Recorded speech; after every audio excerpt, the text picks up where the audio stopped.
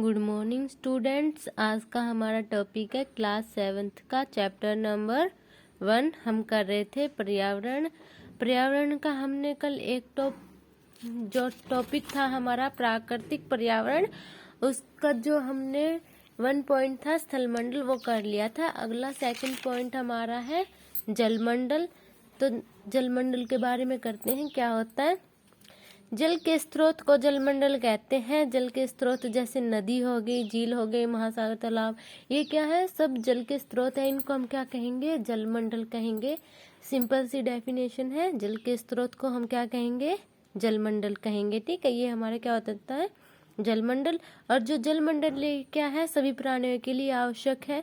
क्यों आवश्यक है? क्योंकि सभी को पानी की आवश्यकता होती है। पानी के बिना जीवित रहना असंभव है, इसलिए क्या है? सभी प्राणियों के लिए आवश्यक है, वो चाहे मनुष्य हो या फिर पशु हो। ठीक है। अगला पॉइंट है हमारा वायुमंडल। वायुमंडल क्या होता है? जो हमारी पृथ्वी के चारों तरफ फैली हुई वायु की परत होती है, उसको हम क्या कहते हैं? वायुमंडल कहते हैं। जो हमारी पृथ्वी है उसके चारों तरफ क्या है?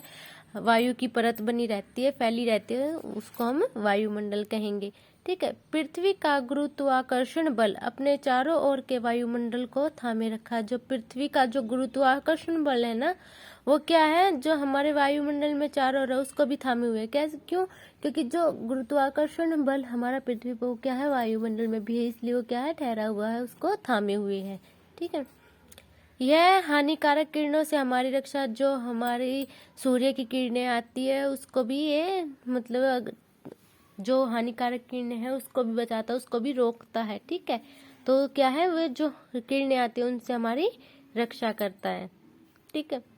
वायुमंडल में गैस, धूल कण एवं जलवाष्प उपस्थित रहते हैं। जो हमारा वायुमंडल है उसमें क्या है? सारी चीजें होती हैं, जैसे गैसें होती हैं, धूल कण होते हैं, ये क्या है? जलवाष्प, ये सभी क्या हमारे वायुमंडल में रहते हैं।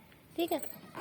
वायुमंडल में परिवर्तन होने से मौसम एवं जलवायु में परिवर्तन होता है। जब मौसम चेंज होता है और जब हमारी जलवायु मतलब सीजन चेंज होता है, तो ये किसकी वजह से होता है? जब हमारे वायुमंडल में परिवर्तन होता है, उस वजह से ये सब चेंज होते हैं। ठीक है। अगला हमारा है जैव मंडल, चौथा पॉइंट।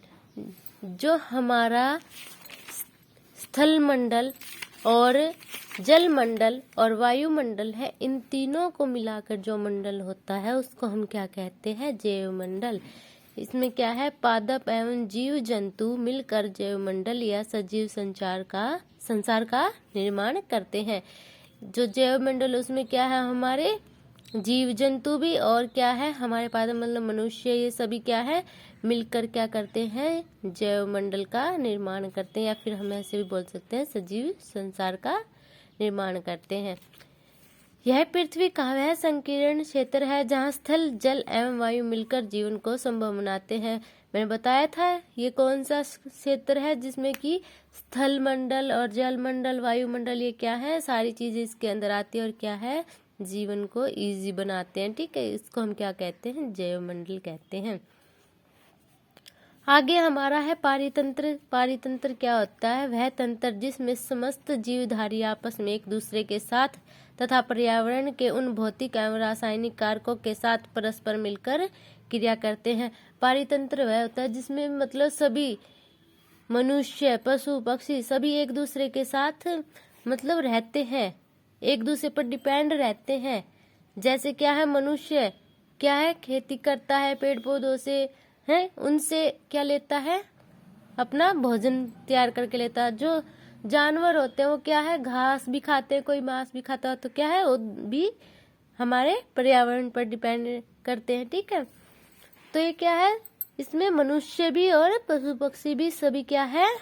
एक दूसरे पर साथ मिलकर भौतिक और रासायनिक कारकों के साथ परस्पर क्रिया करते हैं। ठीक है। जिसमें वे निवास करते हैं, ये सब ऊर्जा और पदार्थ के स्थानांतरण द्वारा संभव है। मतलब जहाँ पर वो रहते हैं, ठीक है, जो भी कुछ करते हैं, जैसे कि लगा लो पारितंत्र का एग्जाम्पल, जैसे रेगिस्तान है, रेगिस्तान में क्या है? ऊंट होते हैं, हाँ, वहाँ पर क्या है? रेत ही रेत पाया जाता है और वहाँ पर बारिश बहुत कम होती है। लेकिन केरल साइड देख लो, वहाँ पर क्या है? बारिश हमेशा होती रहती है, वहां पर क्या है, नारियल वगैरह ज्यादा पाए जाते हैं। ठीक है, तो ये क्या है, कहीं पर अलग चीज देखने को मिलती है और कहीं पर अलग चीज देखने को मिलती है। ये सब क्या है, ये सब पारितंत्र के अंतर्गत ही आते हैं।